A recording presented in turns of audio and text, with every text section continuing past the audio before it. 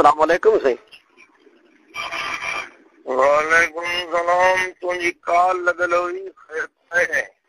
हाँ वो यो गलती में लगी वही हूंदी। दोस्त है डॉक्टर अल्लाह बख्शियाल उन से लिखा डॉक्टर भूल में लगी वही हूंदी।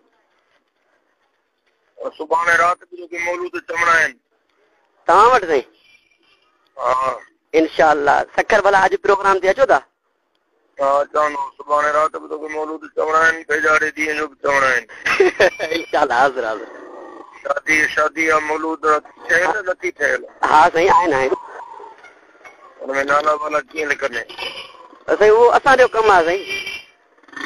उन वक़्तु चेक कंदो या अॻु में नाला ॿुधाइणा पवंदा? साईं नाला ॿुधाईंदो त वरी महिरबानी थींदी, या मैसेज करे मोकिलियो। पनो पे नथी लिखाए। वाह वाह ये तो अञा भलो।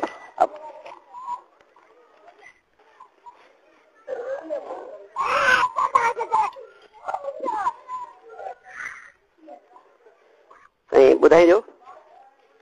घोट जो नालो आहे अताउर रहमान सूमरो। जी साईं घोट जो नालो अताउर रहमान सूमरो। अताउर रहमान सूमरो भी चई सघिजे थो, अता सूमरो भी चई सघिजे थो, रुगो अता भी चई सघिजे थो। पंहिंजे शेर जे तरकीब में जीअं ठहे। ठीक साईं अताउर रहमान सूमरो। मुंहिंजो 5 नंबर पुट आहे। हा साईं ॾिठो आहे साईं। कतरदारी अथव न साईं? हा मुंहिंजो 5 नंबर पुट आहे। जी जी साईं। उते पीउ जो नालो तोखे ईंदो आहे, ॿुधाइण जी ज़रूरत कान्हे। भई घोट जे ॿाहिरनि जा नाला भली। हा साईं ॾसियो।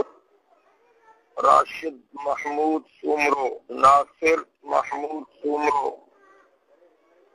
ताहिर महमूद सूमरो, तारिक महमूद सूमरो ऐं आखिरी शफीकुर रहमान सूमरो। शफीकुर रहमान। हाणे इन्हनि खे तव्हां रुगो राशिद भी चई सघो था, रुगो नासिर भी चई सघो था, रुगो ताहिर भी चई सघो था, ठीक है, रुगो तारिक भी चई सघो था, रुगो शफीक भी चई सघो था।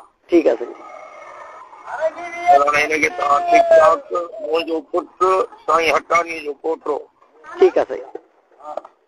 ठीकु आहे? ठीक है साईं। हा